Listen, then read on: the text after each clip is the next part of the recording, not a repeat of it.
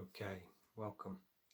So today I want to offer some reflections on this book here, Prince Harry and Spare. And I want to talk about the first 40 pages or so, about the death of his mother. And I want to talk a little bit about his first boarding school, Ludgrove School, and how that links into boarding school syndrome and the psychological perspective of it. So enjoy. So first of all, I really want to honor Prince Harry. I think this is a really brave account, and just hearing his story, it's like, wow, what he's been through. And not only to have gone through the trauma of losing his mother, going off to boarding school, growing up in this time of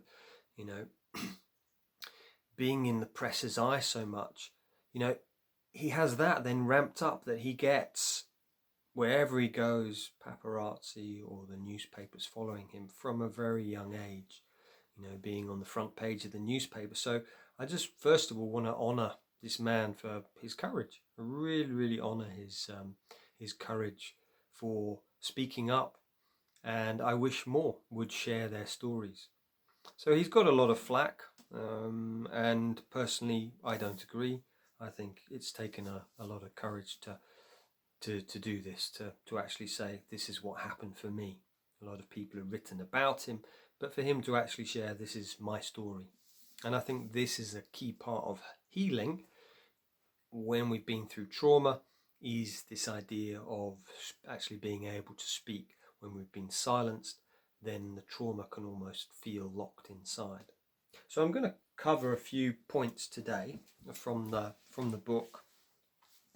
And I guess what I get that sense of in these first 40 pages or so is that he has basically been left on his own, more or less. He loses his mum, he goes to Eton, and I'll talk about Eton in another video, his experiences there. But just this sense that he's just, his dad is not there. And I'll go into some of the psychology of that. So King Charles, it just says, some of his words are, I spent time with Pa, this is page 31, who seemed sort of checked out. Not that Pa hadn't always been a bit checked out.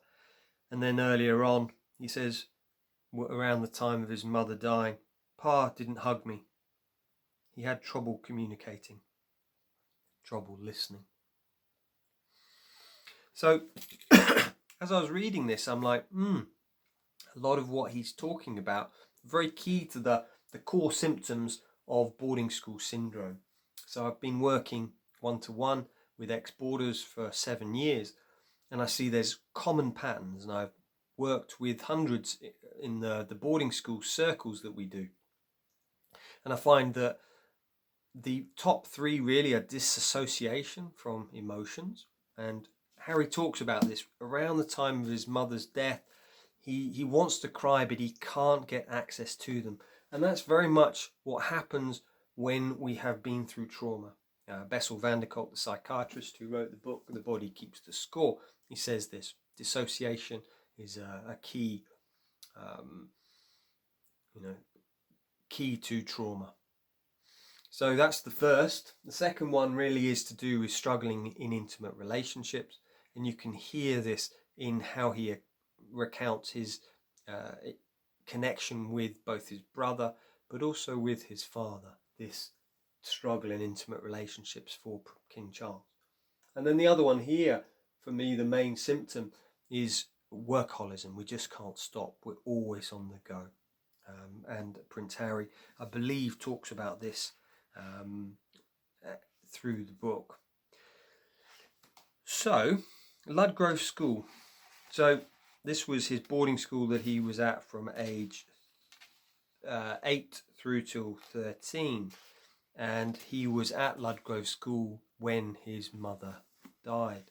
And he says this in the book. He says, after she died in August 1997, he says, when he returns to school, he says, Yet I don't believe one boy so much as mentioned my mother when that new term began. So this is very common. Again, speaking with lots of boarders, with clients, is those that have lost family members afterwards. It's almost like they don't exist. They won't talk about it. And on a psychological perspective, this is this dissociation.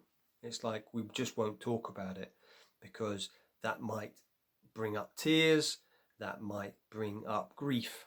And one thing which is really important in boarding school is dissociation from emotions. You don't cry.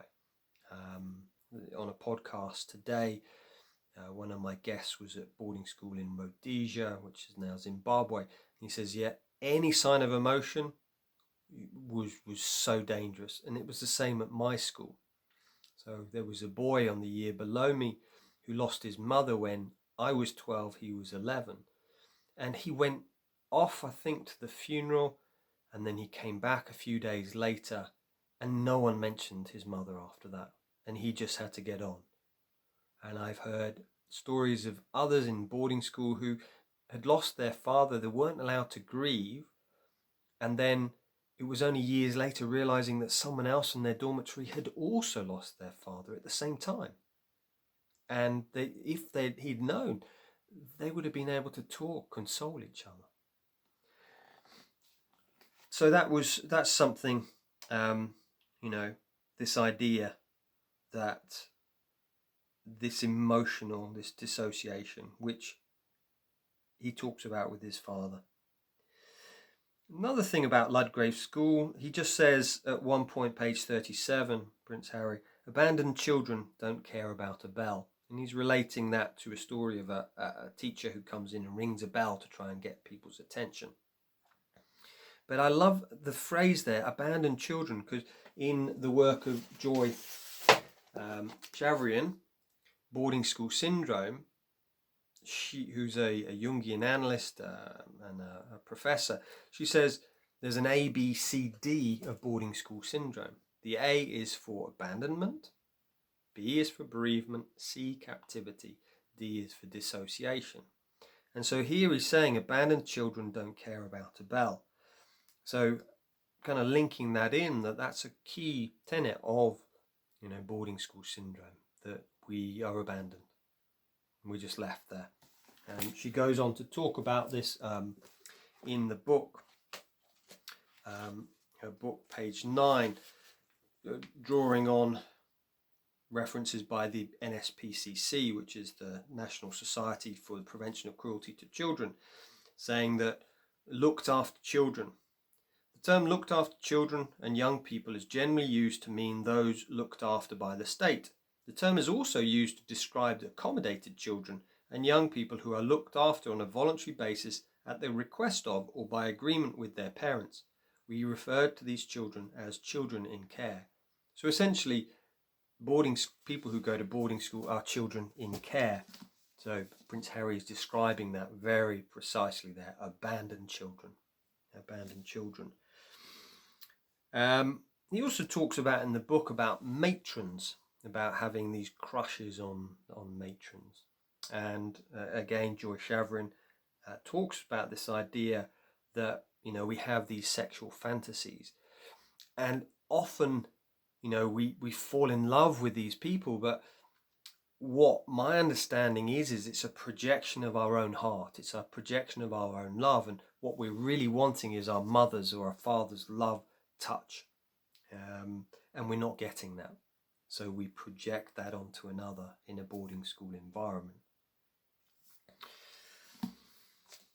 And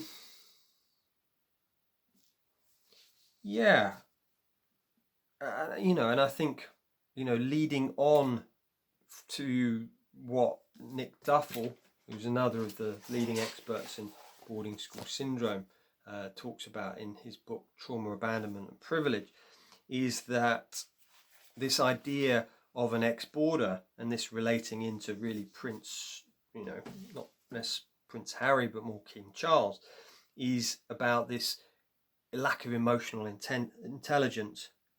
And he basically says, cognitively, an ex-boarder may be razor sharp, but emotionally they can be rank beginners. Inevitably, an inability to deal with anything emotional makes the business of intimate relationships a veritable minefield for ex-boarders. And yeah, Prince Harry in those first 40 pages or so just says how much of a difficult time his father has taking care of him. You know, he says, Pa, who seemed sort of checked out. Not that Pa hadn't always been a bit checked out. He'd always given an air of not being quite ready for parenthood, the responsibility, the patience, the time. Even he, though a proud man, would have admitted as much. But single parenthood, Pa was never made for that. To be fair, he tried. And basically what he goes on to say is that, you know, he would be saying, I just wanted to hear these words from my father, but he couldn't do it. So he'd say, other than those fleeting moments, however, Pa and I mostly coexisted. He had trouble communicating, trouble listening, trouble being intimate face to face. On occasion, after a long multi-course dinner, I'd walk upstairs and find a letter on my pillow. The letter would say how proud he was of me for something I'd done or accomplished. I'd smile, place it under my pillow, but also wonder why he hadn't said this moments ago while seated directly across from me. So this thing of what Nick Duffield's talking about, an inability to deal with anything emotional, makes the business of intimate relationships a veritable minefield for ex-boarders. So those are just some of the reflections really of, you know, of his time in those first 40 pages or so. And it really kind of links in to, you know, to boarding school syndrome, but also, you know, the boarding school syndrome of his father as well.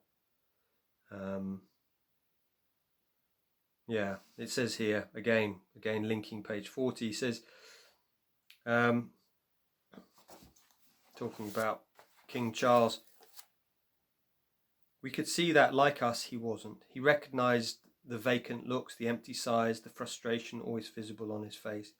We couldn't be absolutely sure because Pa didn't talk about his feelings, but we'd pieced together through the years a fairly accurate portrait of him based on the little things he'd let slip. So again, this idea that just this lack of emotional intelligence, this dissociation, and then this struggle with intimate relationships. So yeah, I think that's basically it. But yeah, I really, if you've not read the book, I really do recommend it. It is a great read. Like I say, I've probably read the first 50, 60 pages while I'm making notes, and I'll keep updating you on that. But yeah, just really sensing that, and I'll kind of lead into the next film, this idea that he's kind of really abandoned in my mind here. And after his mother's death, you know, he goes off the rails a little bit, but the press just have such a go. And I'd like to share next time round it, why is it that the press, psychologically, why is it that the press have such a go at Harry, and they have throughout his life, especially after his mother died, and then Meghan as well? Why is it? And there's something really psychological, and it links into the trauma that I feel Britain carries through our upbringings, through this dissociation, this disconnection. And so I find it fascinating. So if you found this useful, interesting, and again, don't feel I'm right, and this is just my perception of Harry's words. But yeah, this is what I sense, and I just really honour this man's courage in speaking up about it. So many blessings, and yeah, any questions or any comments, please do leave them below. Okay, blessings.